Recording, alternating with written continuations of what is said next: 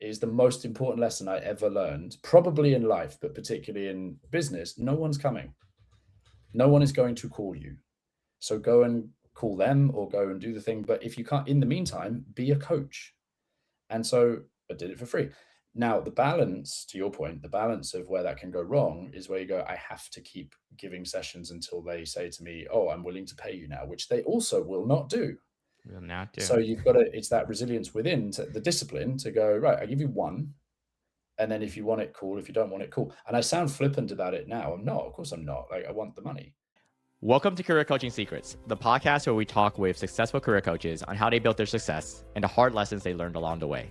My name is Davis Nguyen, and I'm the founder of Purple Circle, where we help career coaches scale their business to $100,000 years, $100,000 months, and even $100,000 weeks.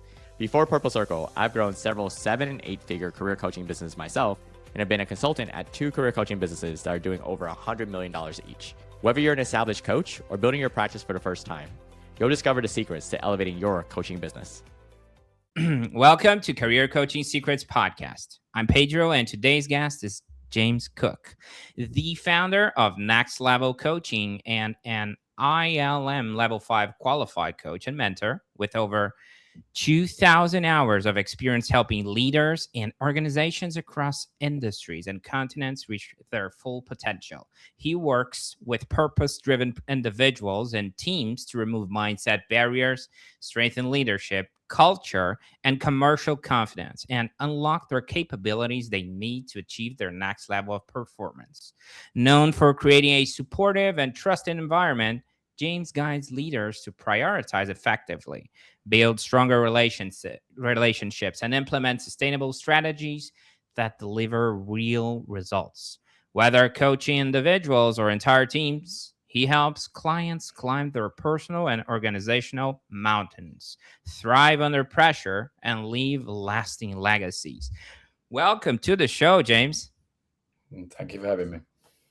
Yeah, great to have you, and I like to backtrack a little, back to the origin story, because you could be doing, a lot of different things with your life, but you decided to do coaching. So when was that moment, that you realized, yeah, this is what I'm doing now? Well, the moment of this is what I'm doing now came quite a bit after I set up, because for the first of the 10 years Next Level's been around, I think I've been full-time for 6. And that tracks to my first child's age, because the job I had before was a lot of travel and I wasn't going to travel when I became a father. But 6 years ago is when the pandemic started.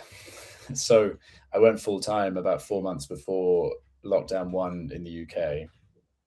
And so that was a tricky time for business, as I imagine you're aware.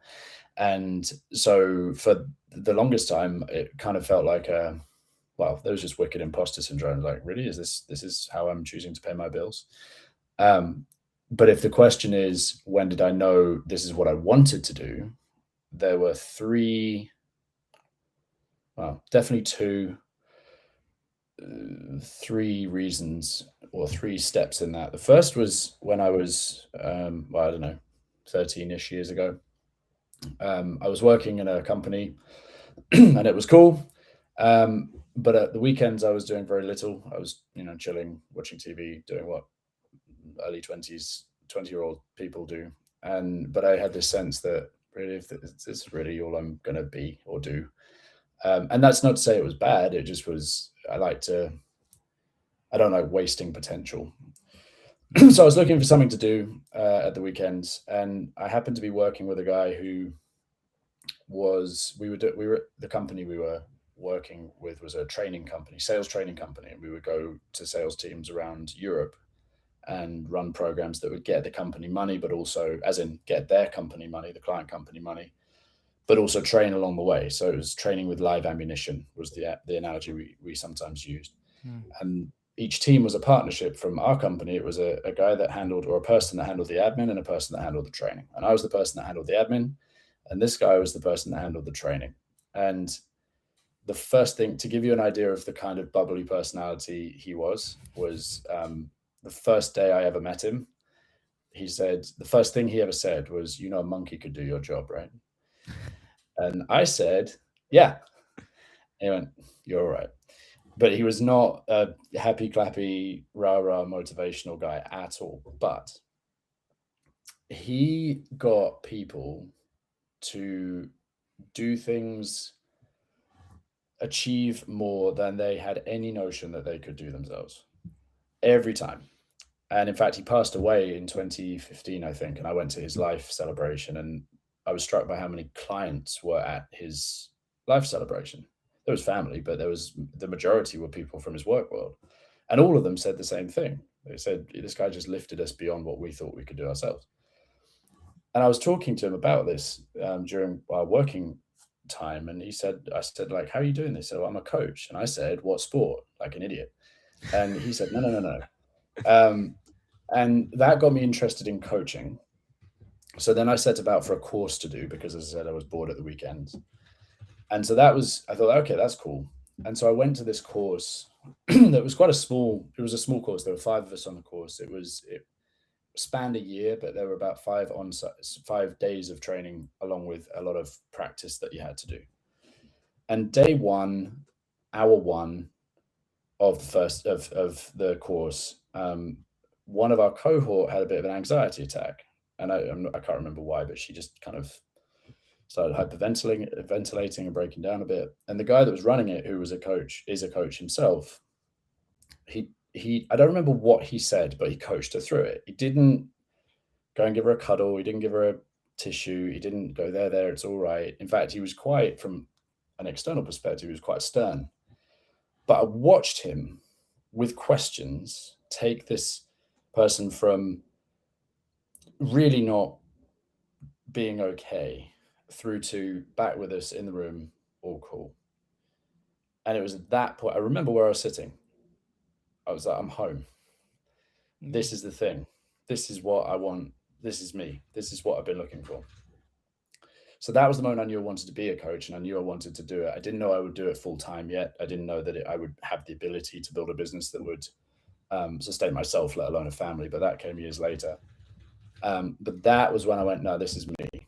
And then when I got through, if I fast forward, whatever it was, 7 years, got through the pandemic, where I realized that next level was however many years old it was at that point, probably 5 or 6 years old. I went, oh, actually, this is a real business. This has been going for a while. This is paying the bills. We're safe as anyone can ever be. This is a real thing, and so this is me until I die. Interesting. I mean, I love the fact that, well, and I like to dive into a little bit, when you started part-time, because we see a lot of coaches that do that, right? They start as a side hustle and trying to replace the income that they have at a full-time job. And then you realize, with a big catalyst, I'll call it like that, the COVID, right? But you already had that foundation built. So what I'm trying to understand, and would like to actually hear from your experience, is like, when did you felt that shift, to I'm helping people, to, hey, you know what?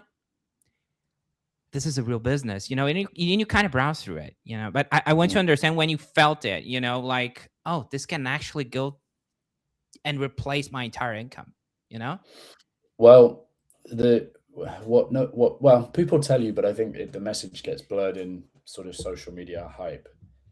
I did a few networking. I was part of a few networking groups in the early days to get my business up and going, because I always wanted it to earn money. I just didn't believe that I had the ability to work for myself full time. I hadn't rewired that belief yet, but I always wanted to make money. And I remember there were 2 people, call it messengers from life, that said the same thing in different words. The first one was a guy he'd had his own video production company for years, like 17 odd years, I think, at that point. And he and I were chatting, and this was at one of those networking groups. And I said, well, when I get full-time clients, I'll go full-time, right? And he said, you got it backwards. Once you go full-time, you get full-time clients.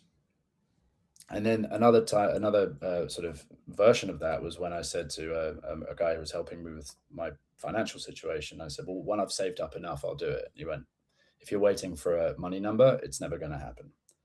Mm. Now, here's where it gets confused.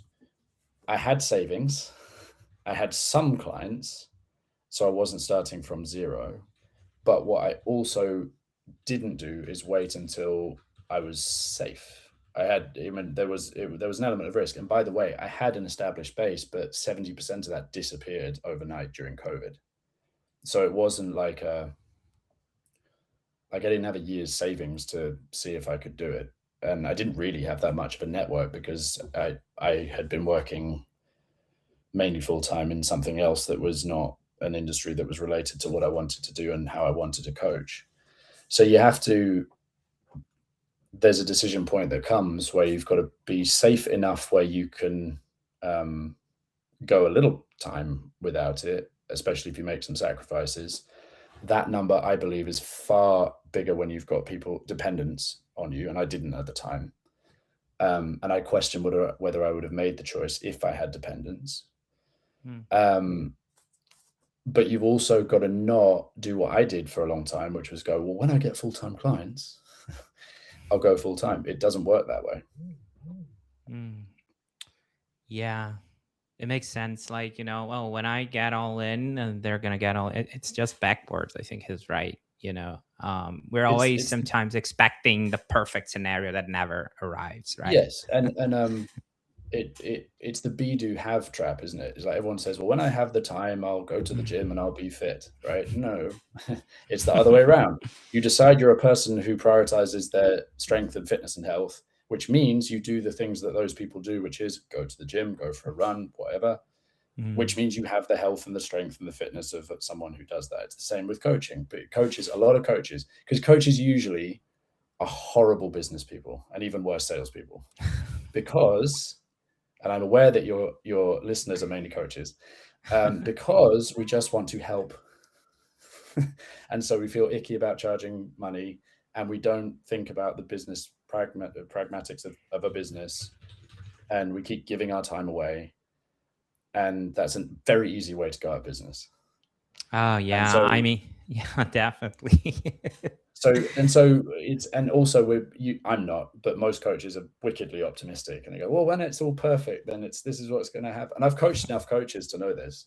No, if you love it and you're good at it, then you've got to be willing to pay the price one time. And that's a quote from some book, and I can't remember what it was, but you've got to be willing to pay the price one time, which is risk where you are now for what you want without the guarantee. You can't, if there aren't guarantees. Yeah, that's true. Yeah, the business side, right? I'm not sure if you encounter many of those, but I've seen like great coaches doing pro bono and undervaluing themselves, and I've seen like terrible coaches asking for absurd amount of money. Yeah. It's so wild. And I think that with all things, the balance is somewhere in the murky middle, because I have given free intro sessions because I then ask for a lot of money. So there needs to be a fit. That's cool. I'm not in a position where I can do that now because I can't, like, I'm effectively paying someone to try whether they like me or not, because that one free session is blocking a paid session. And I have children, and annoyingly, they like to eat and have shelter.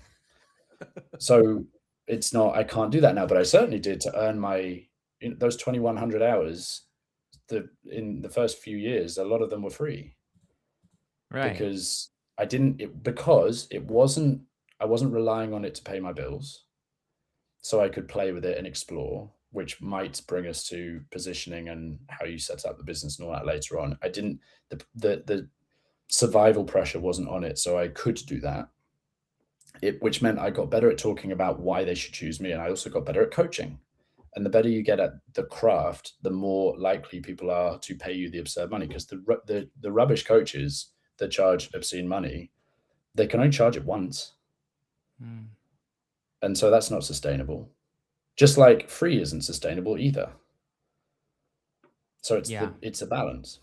It's a balance. And after you got rolling, what I want to understand is, you started next level coaching 10 years ago, right? Mm-hmm. So 6 years went by, you went full time, and you started.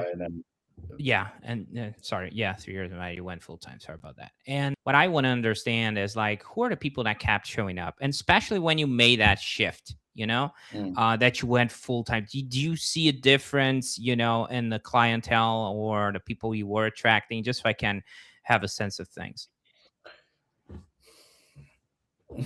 Well, what made it in any way viable to consider was I started coaching businesses, not individuals. And I carried on coaching individuals. I had private coaching. I don't so much anymore at the moment. Um, so there was individual coaching, but it was part of a larger program where the client was a company. And so what that meant then was the fee was enough that it covered months or sometimes even a year's worth of living, and so I could do that. That wasn't what happened straight away, but the change was that, but that was intentional. The change that I felt was in my approach, because I think the first person you've got to convince that you're a legit business is you, the Mm, coach themselves. And that's where most coaches and most anyone, never mind coaching, anyone that goes into business for themselves, particularly if it's a service, I've met enough of them to know the ones that know they're good and the ones that don't know they're good. And this isn't about arrogance. In fact, the arrogant ones, I'm convinced they don't. They're terrified because arrogance is masked insecurity. But the shift was, I am legit because I've now bet on me. Which doesn't mean I was perfect. It doesn't mean I couldn't improve, and I have improved, and I will continue to improve. But the energy with which you go about your coaching business day changes, because now which is why I go back to, you have to be willing to pay the price one time. You don't necessarily get the client straight away, but what you get by paying that price, and the price is embracing the fear, is you get the legitimacy. You get the in yourself. You get the, yeah. If I'm willing enough to be courageous enough to take this jump, and I don't know it's going to go well, then somewhere in your soul and your heart, something shifts, and you go, well, this is, or you go, it like I did in the pandemic, this has to work. Because there came a point where I applied for jobs and I didn't get any responses, and so I realized that the quickest way to make money was to employ myself because no one else was going to, and so that was a good burn the bridges moment. But the change from part time to full time has to be from within first, and then which is why you don't get full time clients till you go full time. mm, yeah, that makes sense. Now, Can I add something else to that about sure, why sure. people think it's not that? Nowadays, I don't know, but it's maybe different. But certainly, where coaching came from in the 1980s, was people got to a certain level in their big companies and they either got made redundant or they left, and they decided, I'll be a coach or consultant or whatever they called it. And so, it looked easy. And I'm sure it wasn't that easy, but it was easier because what they had done is they left a 30-year career with one or two companies in the same industry, and they took with them enough clients to keep them going that the clients already knew, and they just left the company and went to follow the individual. And fair play. I didn't have that because I was not, in my mid 50s with a Rolodex full of clients that I could take with me. And so, and I don't think as we get through the years, I don't know that everyone that wants to do this kind of thing will be. And it's important that they know, if someone like that is listening, you don't have to be. It is harder because those people that left with the clients already, pret-a-porter, they go out of business later because they don't need to sell. They never learn the fear of this could go wrong until it does, at which point they've become, frankly, complacent and lazy. And then it's too late. And I've seen it happen. Mm. I feel like at the start when you mentioned you did some free coaching, you had not so much pressure in you, and you did Mhm. the reps. I feel Mm. like that to an extent that eventually helped you, so you're getting more comfortable in your own skin. So you're not Yeah. like, oh, I need to press on closing, I need to do X, Y, and Z. You're like just getting that what you mentioned, right? That legit feeling that you convinced yourself, I can do this. It's not just Yeah. about, and I think sometimes the pro bono, the free reps, they help with that. It's like you're not always on a sales, or you're like less stressed, and you can do the Mm, reps, and you can understand your ICP, and you can understand who you are and how you can mm, serve them. Because mm, at least for me, at the end of the day, it doesn't, well, for me, right? Reality, as much as I can tell myself I'm not overweight, I am. So I look at the mirror, right? So we need a reality check. In the mm, meanwhile, there's also something going on inside our heads, right? Which is sometimes not true and sometimes mm. is true. So it's a balance, I feel like. Do you feel like that's something like those free reps helped you in that so you could get that confidence moving forward? Yeah. Yeah, of course. I mean, first of all, in order to qualify, so the ILM qualification you mentioned before, that's Institute of Leadership and Management, which I don't believe is an international one. I think it's here in the UK. But in the UK, it's relatively well established and well known.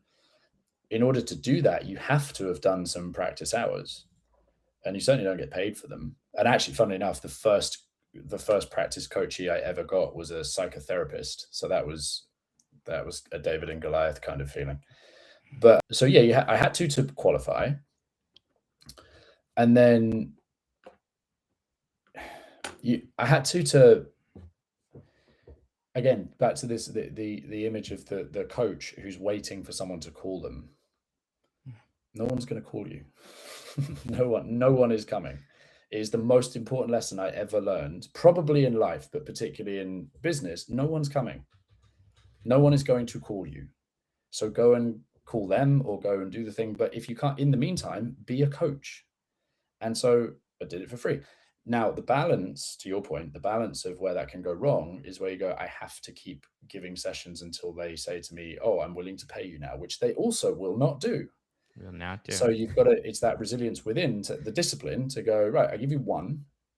And then if you want it, cool. If you don't want it, cool. And I sound flippant about it now. I'm not. Of course I'm not. Like, I want the money, and the validation and the recognition, all that stuff. But, and this is, I think, it's true of a lot of things, but particularly coaching, you can force someone to buy coaching from you. And it's a horrible choice because you can't force someone to be coached. So the pressure sell, which I think I know it can work, but I don't think it works long term, isn't a valid option in coaching, I believe, because all right, you'll get their money one time, but then they'll go, this is a waste of time, and then they'll tell their friends that you're a waste of time as a coach, and then that pool is now gone. But if you do your free reps while you're building your business, and by that I mean getting the websites, which takes a lot shorter time now than it did 10 years ago, but while you're building out the stuff that you need, which you should have, you should, like, again, go get business card. Well, not business cards anymore, but business cards on day one. Who do you have to give them to? No one. But now you're legit, right? Make a screensaver that has your company thing on it. Like, make it real for you first, and go practice, do the reps, as you said. That's a good analogy. So because you're not a coach if you're not coaching. And then I had to do it again in a big way during the pandemic because all my clients went away. And so I said, look, let me help out because you don't have the money to pay me now. I have the time. I want to be doing something when this, can I swear? Of course. When this shit show is over, then maybe we'll talk about it. Maybe you'll remember that I helped. Maybe you won't. And I'm okay with that potential. But if I had not done anything during the pandemic, I promise I would have gone out of business. And I don't mean I gave free stuff so they reciprocated, because the clients I have in mind, I gave quite a few free leadership sessions to leaders quite high up in the organization. Nothing. I never got anything from them. Don't care. I had the opportunity to sell to them and they just didn't go with it. But it meant that I was coaching. I was being a coach, back to be, do, have. But if we wait for, I call it the homeless idealist. If we wait for, no, I don't get out of bed for less than $1,000 an hour. Well, then don't get out of bed, man, because you don't get to be that person be that person long term without being the person who did it for free for a bit, then for 300, then for 500, then for 600, then for whatever. Because the homeless idealist ends up being homeless because of their idealism. You've got to be pragmatic as well. Interesting. Now, I want to change gears for a second here. We were talking about the coaching side, and I want to talk a little bit about the marketing aspect, and you kind of mentioned that nobody is coming for you, right? No. So, and about your ICP, your ideal client profile, it sounds like we're like talking more to our business. We still have some, to an extent, individuals in place, but how do people usually find you? I know you kind of browse through like website, and I'm not sure if LinkedIn, just so I can understand. Well, so I mean, you mentioned marketing, and this maybe is a good place to start, because what most coaches do is, there's an adage that I like, is when you're marketing, you should be selling, and when you're selling, you should be marketing. And marketing's easier psychologically, because I mean, good marketing is really hard, but marketing is easier because I can post something on social media today and I feel like I've done some good work, and I haven't, because everyone posts on social media all the time. So for Next Level, I've never really done. I have done some marketing. I did some magazine adverts back in the day, in Men's Health, and that actually worked pretty well. I was in one of the little classified things towards the back, and I got some clients out of that. Networking, as I said, that is the best thing. I think the best thing a coach can do in the early days, for a few reasons. The most important of which is you learn how to talk about yourself in a commercial way, in a way that gets people to go, "Ooh, tell me more about that." Because the first few clients I got by accident, quite honestly. I was talking about it, and they went, "Wait, well, I want that." I went, "Oh, what did I say?" It literally was like that. I have in mind the guy that I was sitting across the table from, and that sounds like, oh, what a cool story. And I don't mean it that way. I mean, idiot, like I should have been taking notes or paying attention to what I was saying or something, because whatever I said made him go, "I want that." And to me, that's great selling, is when they go, "Well, I want that." And it doesn't mean you have to work for that. But in networking, because you talk about yourself, if it's a good networking group, an effective networking group, it means you meet often, you meet regularly, and there's obligation at a fee. The free ones are awful.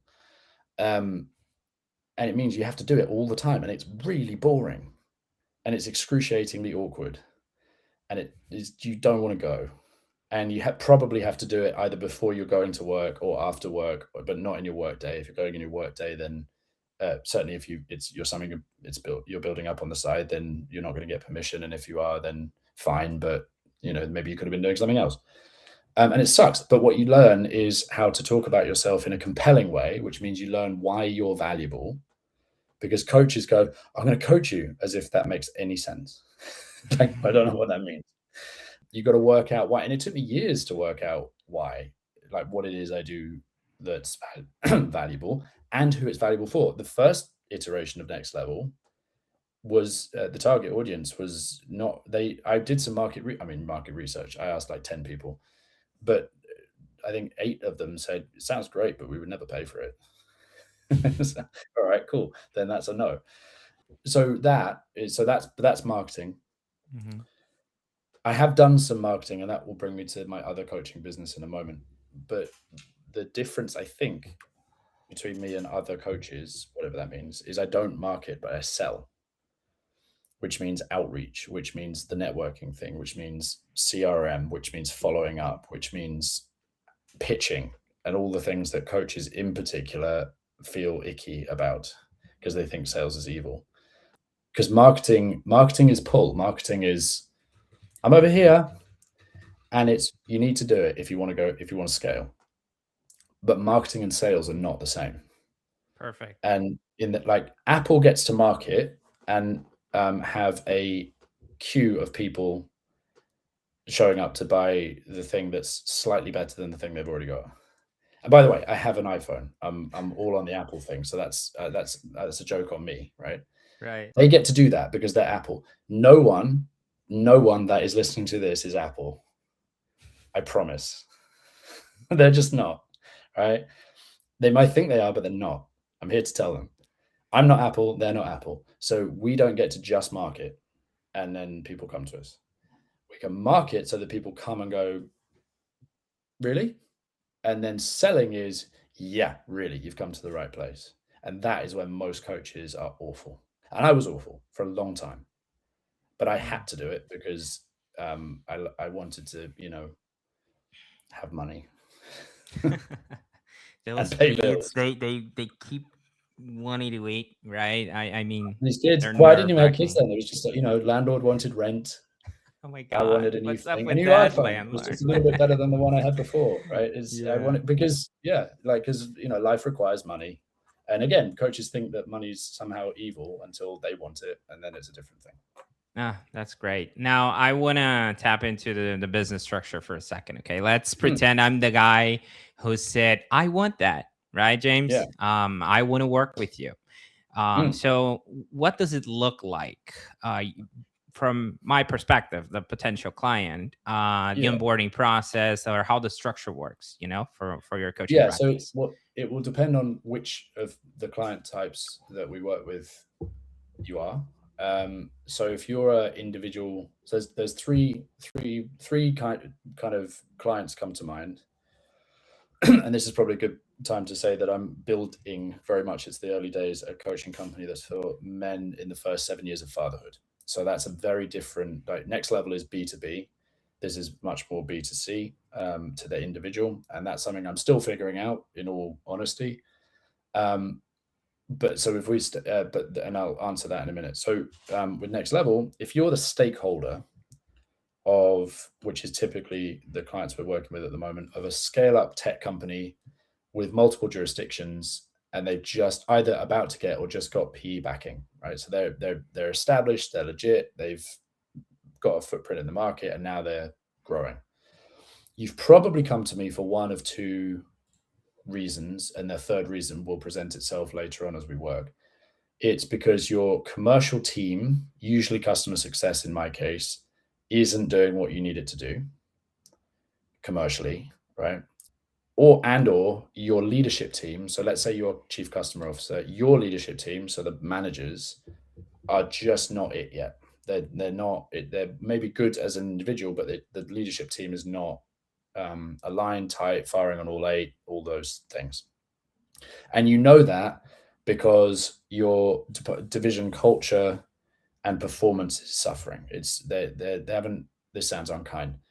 They're not grown up enough yet. Right? That you know that corporate stuff is coming. You're welcoming it because it's bringing structure, it's bringing rigor, it's bringing accountability, and you're worried that the people that you've got are going to struggle with it, which they are. But that doesn't mean they're not going to do well.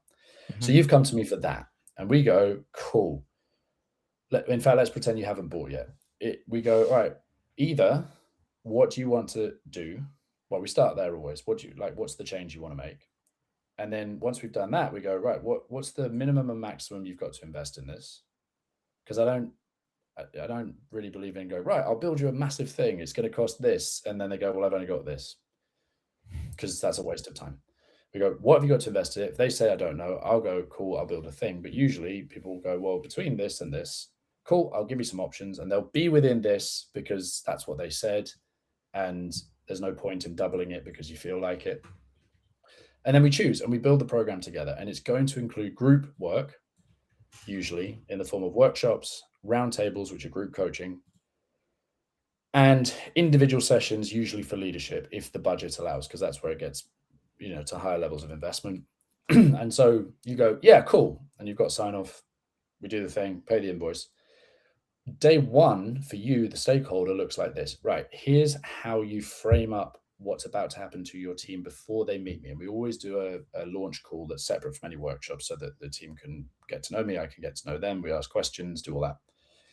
But if you, Pedro, are the stakeholder, the worst thing you can do is not proactively manage how the program is being framed up. Because usually, not usually, half the time, a team will fear that the coaching is being done to them because they're failing. Which means they're going to be fearful, they're going to be reactive, they're going to be defensive, and a decent amount of my effort is going to be getting them to get on side. But if you, Pedro, the stakeholder, say, look, we're doing this for you, We're investing in you because it's going to be difficult, but we know you've got it. We want to give you this extra support, extra training, and get people excited about it. Then on day one, they're going, all right, cool. They're still going to test me Mm. because they should, but they're at least they're at least excited about it. And we provide materials for that.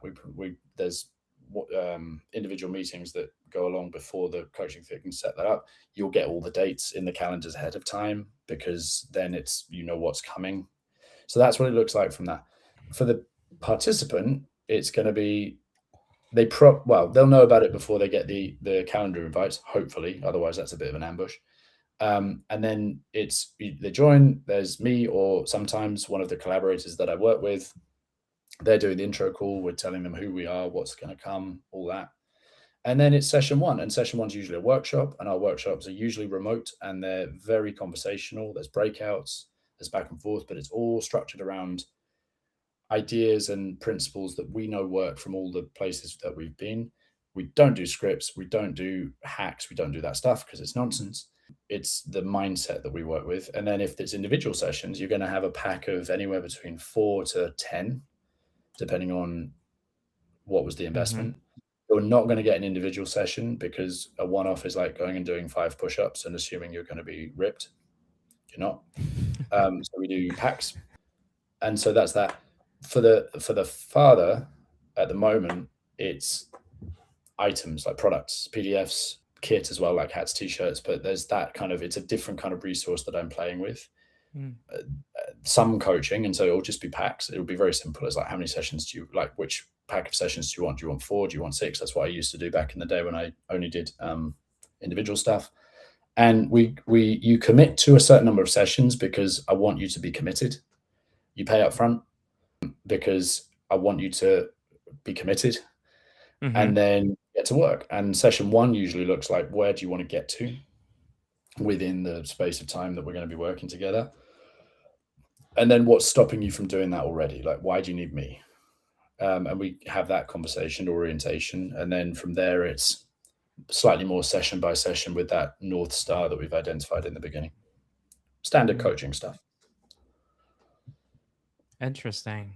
Yeah, we have very different people that you're helping right now. But Mm. sometimes I imagine they kind of mix together. You could have like a CEO that could join the other side. I'm not sure. Have you ever experienced that? Like getting someone onboarded that you went for like a business venture, like helping the team and all that, and the guy, hey, or do you also do that? And would that work out, or they're not very separate? Just so I can understand. It has done. I tend to keep it separate.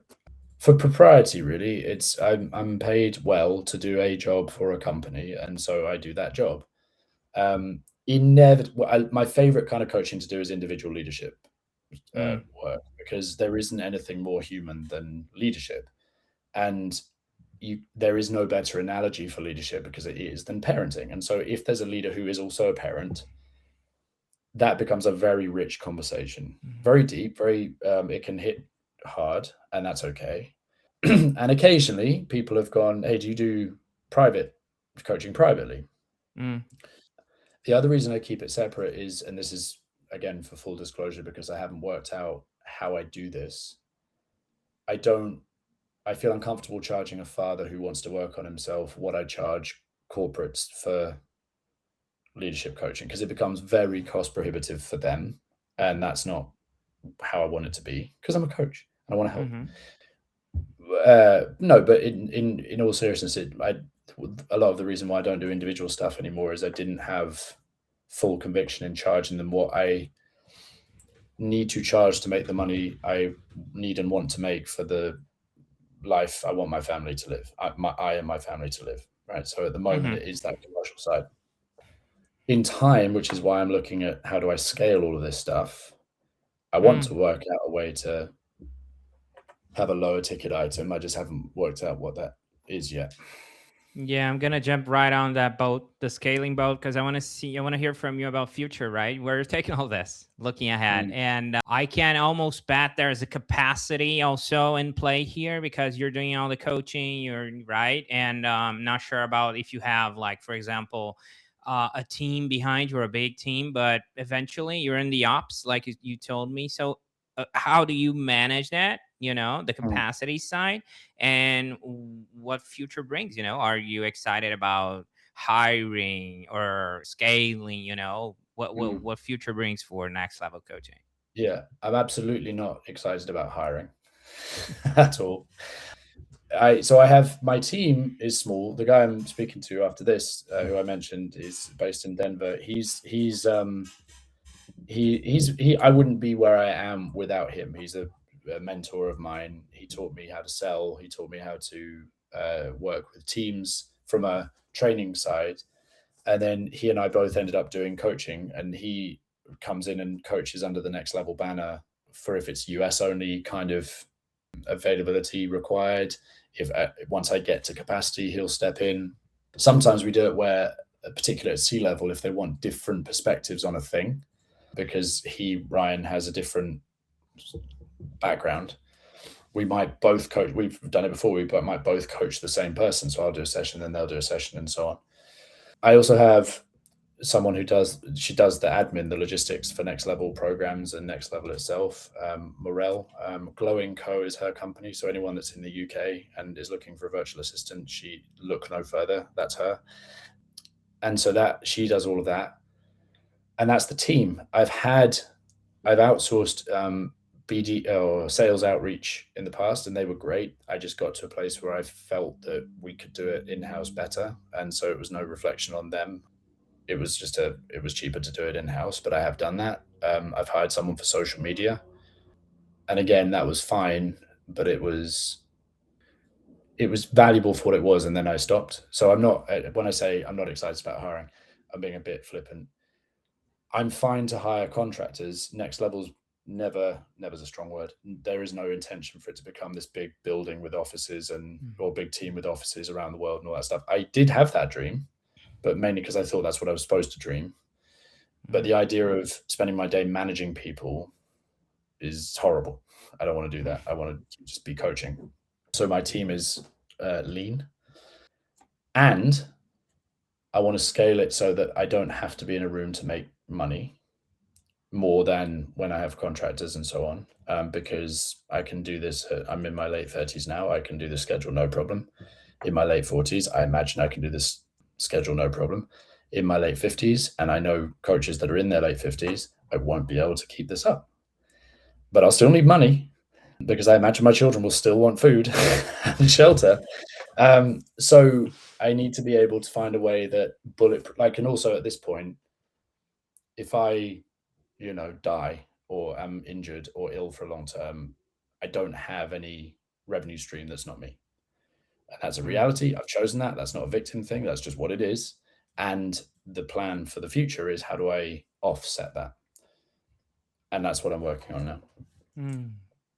Interesting. I love the fact that you're using contractors. It's just the way that we picture, because I'm almost 40. I'm 39, and when I'm talking about, it changed so much, the landscape and full-time employees and contractors, especially while I'm in Brazil, so I'm doing this as a contractor, obviously. So how that changed, that shift, and sometimes I do it just like you. I think myself as an employee, but it doesn't really work that way. So I like the fact that, yeah, you're doing this as lean as possible, which means makes sense, right? And if someone listening wants to connect with you or follow your work, James, where can people find you and connect with you? So I'm on LinkedIn. I'm on LinkedIn very infrequently. If you don't get a reply straight away, it's because I haven't checked. I'm not very good at social media. I don't like social media. I accept that I need to have it, but it's there. Email jamescook@nextlevelcpi.com. The website is there, nextlevelcpi.com, and you'll find out things on there. That's all we have for the Next Level thing. If the fatherhood bit is more of interest, steadyfatherhood.com, and that's an ongoing project. Yeah, that's me. Okay.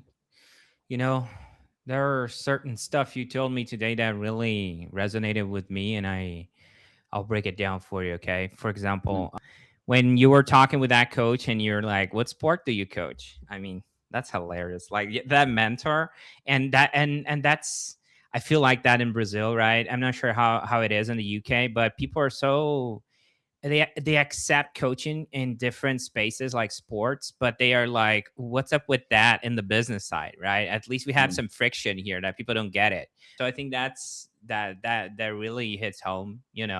I can see a lot of people doing the same stuff. And when you said, hey, that lady that was having a mental breakdown and that coach helped her, and you felt home, I feel like that aligns perfectly with the new project you have, and not charging as much for the fatherhood project you mentioned, So I think that really is a little bit, I'm not sure if you agree with that, but it's in those aha moments, your origin story, the I want to help people. So I can see that in you, with that new project. I love the, if you're waiting for a money number, this is not going to happen, and that mentor also told you it was backwards. And I think anyone that reminder you gave was so powerful. Like anyone that goes to business needs to convince themselves first that they're legit, and I think that's a very powerful reminder.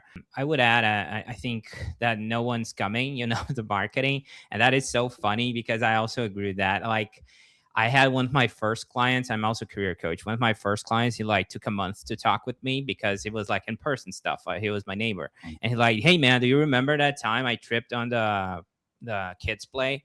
And I was so embarrassed to talk with you and approach you to ask for help. I'm like, dude, I don't even remember what I had for breakfast. It's not like people are so into their own stuff and their own thing.